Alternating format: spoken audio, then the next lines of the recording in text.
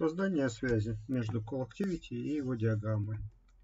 Создаем CallActivity. Выбираем в контекстном меню как следующий элемент, либо перетаскивая с правой панели,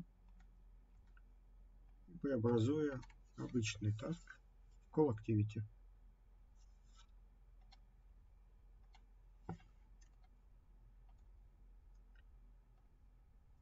Как создать связь? Встаем на CallActivity и правой кнопкой мыши,